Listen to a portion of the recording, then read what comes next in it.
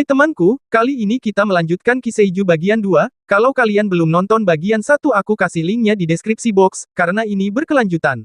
Kita langsung ke ceritanya. Hirama datang dengan membawa seorang tahanan bernama Uragami menemui Yamagishi. Tugas Uragami untuk menentukan apakah manusia di depannya itu terinfeksi parasit atau tidak. Satu demi satu masuk dalam ruangan kaca satu arah, dan belum ada yang indikasi terinfeksi. Uragami adalah tersangka kasus pembunuhan berantai, hingga suatu hari dia melihat seorang pria mendatangi seorang wanita, lalu mereka pergi bersama.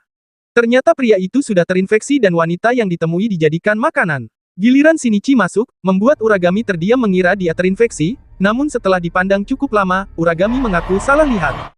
Hirama juga sempat mencurigai Shinichi karena ibunya terinfeksi dan temannya, Hideo Shimada juga terinfeksi dan melakukan pembantaian di sekolah.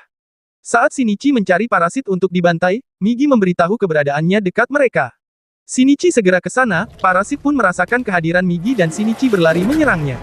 Saat Shinichi melihat korban, Shinichi segera melihat jendela luar dan tidak ada siapapun. Tapi, ada yang bersembunyi membawa kamera. Setelah itu mereka masak makan malam, sambil membahas keberatannya Migi membantai sesamanya, karena bisa berbahaya bagi mereka berdua. Shinichi tetap melakukannya, bahkan berniat membunuh bos parasit yaitu wali kota yang mengambil alih balai kota sebagai benteng. Balai kota Higashi Fukuyama, sebagian besar dipenuhi manusia terinfeksi parasit. Kusano melaporkan salah satu dari mereka telah tewas. Takeshi segera memutuskan untuk menghilangkan Shinichi, namun Ryoko tidak setuju karena menganggap yang dilakukan Shinichi, hanya sementara sebagai pelampiasan sesaat setelah kehilangan ibu. Bayi Ryoko mulai menangis dan Ryoko memintanya diam. Besoknya, saat Goto bermain piano, Takeshi datang memberitahu, beberapa dari sesamanya minta Migi dan Shinichi harus dibunuh, tapi Ryoko tidak membiarkannya karena sedang mengamati mereka sebagai harapan. Ryoko mengamati dengan mempekerjakan manusia, supaya pendekatannya tidak terdeteksi Migi, dan juga telah memanipulasi emosi manusia itu untuk mengendalikan situasi. Manusia yang dipekerjakan Ryoko, Kuramori, memperlihatkan foto Shinichi dan menyarankan untuk disebarkan ke publik, agar masyarakat tahu adanya parasit dan bisa menghasilkan uang. Kuramori mengungkapkan sebagai sesama orang tua tunggal, Kuramori berniat mengajak hidup bersama, tapi Ryoko segera minta waktu sedikit lebih lama, supaya bisa memikirkannya. Kuramori pulang menyapa Yumi, anaknya, setelah memastikan Yumi sudah makan, Kuramori bertanya pendapat Yumi tentang ibu baru, namun Yumi tidak percaya ada yang mau dengan ayahnya. Di sekolah, lantai 3 telah ditutup, dan Satomi datang membawakan bunga sebagai penghormatan atas terjadinya insiden waktu itu. Saat keluar dari sekolah, Migi memberitahu ada yang mengintai mereka. Shinichi juga menyadarinya dan segera pergi ke tempat sepi, lalu dari belakang Shinichi bertanya apa maumu. Kuramori terkejut, mundur perlahan, dan jatuh, Migi langsung menyerang tapi dicegah Shinichi. Kuramori mohon tidak dibunuh karena memiliki anak perempuan. Lalu Shinichi minta Kuramori menunjukkan foto yang diambilnya. Saat Shinichi melihatnya, Shinichi bertanya bagaimana Kuramori tahu tentang dirinya dan Migi. Kuramori menjelaskan, ada seorang wanita yang mengkhawatirkan muridnya, terinfeksi parasit. Migi langsung tahu dia adalah Ryoko Tamiya, dan memberitahu Kuramori bahwa Ryoko adalah parasit paling cerdas, tapi Kuramori tidak mempercayainya. Shinichi menemui Ryoko dan mengetahui Ryoko benar-benar membesarkan anak manusia. Ryoko segera memberitahu, sesamanya sangat ingin membunuh mereka berdua, saat ini sesama parasit masih menginginkan daging manusia, tapi Ryoko akan melatihnya memilih makanan lain dan minta Shinichi percaya padanya. Setelah itu, Shinichi menemui Kuramori memberikan bukti ditukar dengan fotonya. Migi memberitahu bahwa Ryoko sebagai pemimpin dan balai kota adalah benteng mereka. Shinichi mengingatkan Kuramori untuk segera pergi dan melupakan segalanya. Besoknya, Kuramori datang mewawancarai Takeshi tentang pengembangan industri baru. Lalu setelah pulang, Kusano memberitahu, Kuramori telah memasang alat penyadap. Takeshi segera memerintahkan untuk membunuhnya dan minta tidak memberitahu Ryoko. Saat pulang sekolah, Satomi menunggu Shinichi di gerbang sekolah, lalu mereka berjalan bersama. Tapi, di tengah perjalanan, Migi memberitahu ada musuh, lalu Shinichi segera pamit meninggalkan Satomi. Kuramori memiliki foto parasit dan mencoba menawarkan pada stasiun TV. Saat Yumi datang, Kuramori memberitahu akan membelikan apapun yang diinginkan Yumi. Yumi seperti tidak percaya, tapi dia menunjukkan benda yang diinginkan versi terbaru. Shinichi dikejar parasit 5 ekor dan semakin dekat. Akhirnya Shinichi bersembunyi di pohon rimbun, tapi Migi menjelaskan, tidak ada gunanya bersembunyi karena gelombang otak memberikan petunjuk. Tidak lama, seorang pria mendekat dan Migi memberitahu di dalamnya ada 5 parasit yang terletak di kepala, kedua tangan dan kedua kaki. Setelah Kuramori membeli tisu, dia masuk toko pernak-pernik membelikan yang diinginkan Yumi. Lalu saat pulang, dia melihat apartemennya sudah dikelilingi polisi. Kuramori mulai khawatir dan segera masuk melihat Yumi sudah tergeletak. Shinichi masih dikejar sambil menghindari serangan, Miki terus menyerang, seketika Migi pegangan pohon sehingga Shinichi melewatinya dan sekejap menebas kepalanya. Walaupun begitu, mereka belum berhasil dan saat Shinichi mau menikam jantung, Shinichi melihat sekelompok manusia berjalan mendekat, Shinichi terpaksa pergi meninggalkannya. Parasit Gotu dari tangan pindah ke kepala, lalu memanggil Miki menjadi tangan. Malam itu Migi minta Shinichi tidak pulang, karena pasti seluruh organisasi mencari mereka berdua.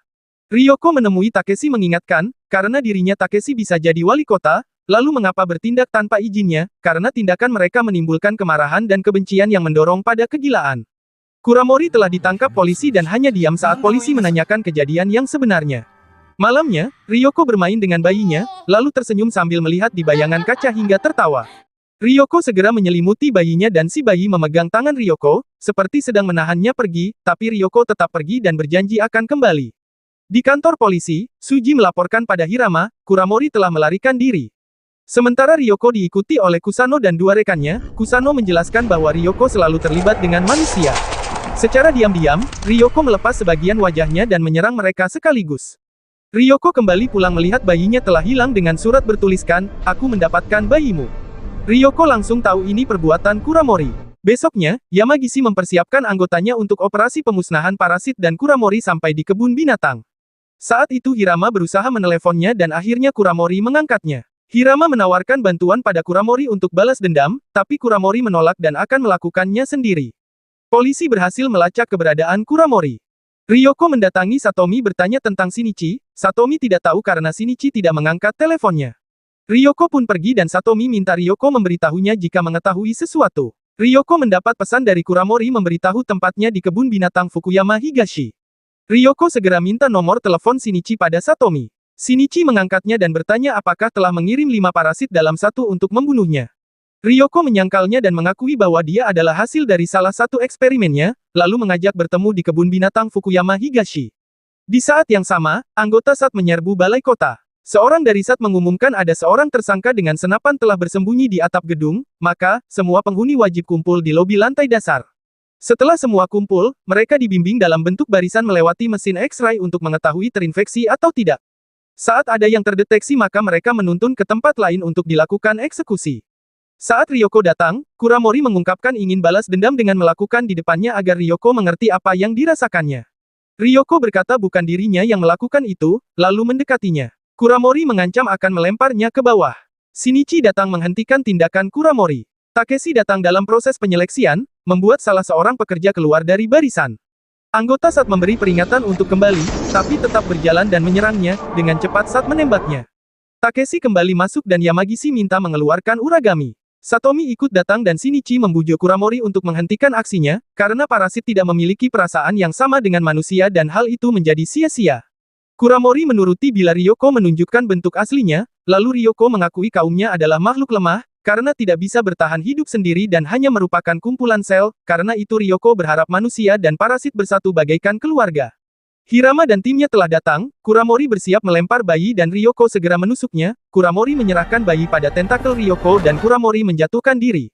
Satuan SAT masuk dalam ruangan dan Takeshi ada di sana, mengapresiasi tindakan SAT melakukan pembantaian pada parasit dan tindakan itu merupakan bentuk ketidakadilan dalam skala lebih besar, bahkan menuduh manusia lebih buruk dari parasit. Setelah pidato, Yamagishi menembaknya, diikuti anggota, namun ternyata Takeshi adalah manusia. Anggota SAT terkejut melihat itu, lalu Uragami menoleh dan di belakang mereka muncul Gotu, Yamagishi segera memerintahkan menembak, tapi Gotu mengeluarkan tameng dan dilanjutkan mengeluarkan pecut dari kedua tangan. Kembali ke Ryoko yang ingin memberikan sesuatu pada Shinichi, mulai berjalan perlahan mendekatinya. Hirama memberi peringatan pada Ryoko untuk tidak bergerak, atau dia akan menembak, tapi Ryoko tetap berjalan dan terpaksa Hirama menembak tepat di kepala. Dengan tenang Ryoko mengeluarkan peluru dari mulut, dan lubang di kepala kembali menutup, lalu Suji memerintahkan timnya menembak, mengenai badan Ryoko dan Ryoko segera mengeluarkan pelindung bagi bayi. Shinichi mohon menghentikan tembakan, karena bayi adalah manusia, maka Hirama memberi kode berhenti.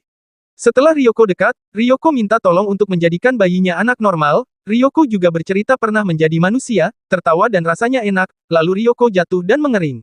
Shinichi teringat pada ibunya dan menangis, lalu Satomi datang, Shinichi memberitahu bahwa air matanya kembali. Satomi langsung memeluknya. Setelah itu, Hirama minta keterangan pada Shinichi dan Suji menerima telepon, lalu memberitahu bahwa tim SAT telah dibubarkan di balai kota. Hirama datang ke balai kota, tim SAT sudah berbaris di luar gedung. Melihat Goto di atas membuat Migi takut dan mengajak Shinichi pergi. Goto melemparkan kepala Yamagisi lalu melompat ke bawah. Hirama menyuruh Shinichi pergi, dan bersiap menembak Goto. Goto mengeluarkan tameng dan mengembalikan peluru ke Hirama, lalu Goto mengejar Shinichi. Saat melewati mobil, Migi pegangan, lalu membuka kunci pintu dan Migi menyetirnya. Sedangkan Goto melihat seseorang naik sepeda motor. Shinichi merasa aman karena tidak ada yang mengejar, tapi Migi memberitahu Goto sudah berjarak 100 meter dan saat berada 0 meter, sepeda motor jatuh menimpa mobil, lalu dari atap Goto menyerang Shinichi. Migi segera membelokkan mobil ke bawah, lalu menarik Shinichi ke atas dan mobil meledak, tapi itu semua belum selesai karena Goto masih bisa berdiri. Shinichi berlari masuk hutan, lalu Migi memotong dahan sebagai senjata. Mereka berdua berencana berpisah sementara, Migi bersembunyi di atas pohon dan Goto datang. Migi segera menyerangnya dan Goto menahannya. Shinichi mencoba menusuk dari belakang, tapi Goto melempar tubuh Shinichi. Migi hampir membuat kepala Goto putus, tapi tangan Goto terus menyerang hingga kepala Goto kembali seperti semula. Migi segera minta Shinichi lari meninggalkannya. Awalnya Shinichi tidak mau tapi Migi terkena sabetan dan terus berjuang hingga akhirnya jatuh. Migi memotong salah satu tangan dan Shinichi terpaksa berlari pergi, lalu Migi kembali dipukul hingga pandangan Migi menjadi gelap. Sampai akhirnya Shinichi masuk daerah terlarang, yaitu tempat pembuangan limbah nuklir. Setelah masuk Shinichi menerima telepon dari Satomi yang menanyakan keberadaannya.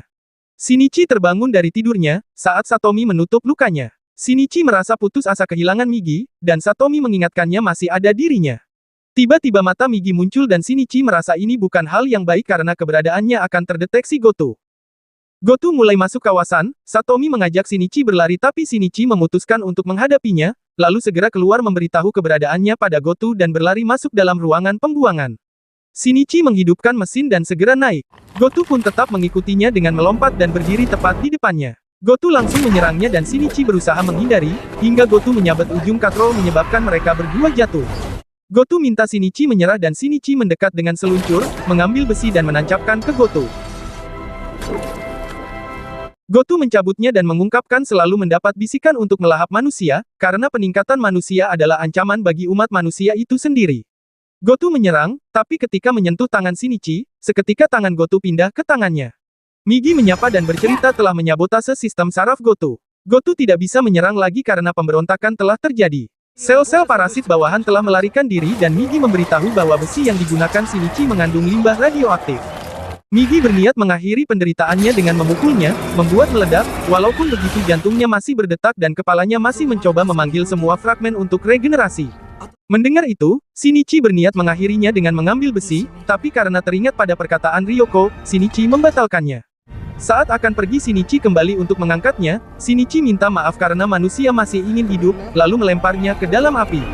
Shinichi kembali belajar, tapi belum lama malah rebahan. Saat itu Migi memberitahu bahwa kini parasit telah mengubah gaya hidup dan kebiasaan makan, serta menyatu dengan manusia seperti yang diinginkan Ryoko. Migi bermaksud mau pergi, karena limbah nuklir menyebabkan kekacauan struktur selnya dan mungkin butuh waktu lama untuk dormansi, bahkan mungkin seumur hidup.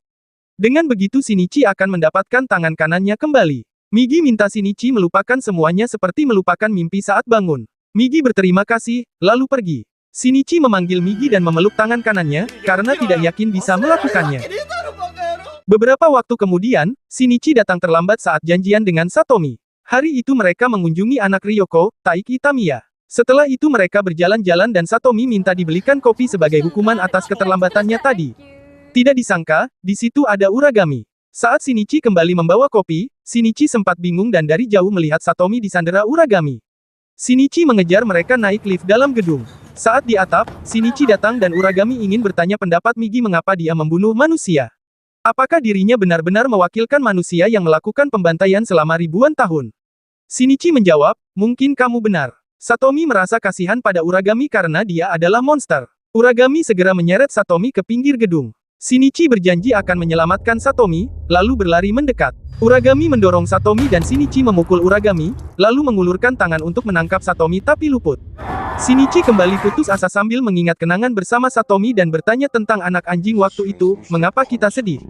Migi menjawab, manusia memiliki karakteristik menawan saat bersimpati dengan penderitaan orang lain, lalu menyuruh memegangi Satomi karena dirinya kelelahan. Shinichi baru menyadari dan segera menarik Satomi serta memastikannya baik-baik saja. Segera Shinichi melihat tangannya dan memanggil Migi. Satomi juga menggenggam tangan kanan Shinichi dan berterima kasih. Setelah itu Shinichi menjelaskan pada Satomi bahwa anak anjing yang dibuangnya di sampah, telah diambilnya kembali dan menguburkannya di bawah pohon. Satomi mengetahuinya karena percaya Shinichi pasti melakukan itu. Demikian ceritanya, sifat manusia yang indah adalah selalu peduli dan berempati pada sesamanya dan itu yang membedakan kita dari parasit. Sampai jumpa di cerita berikutnya.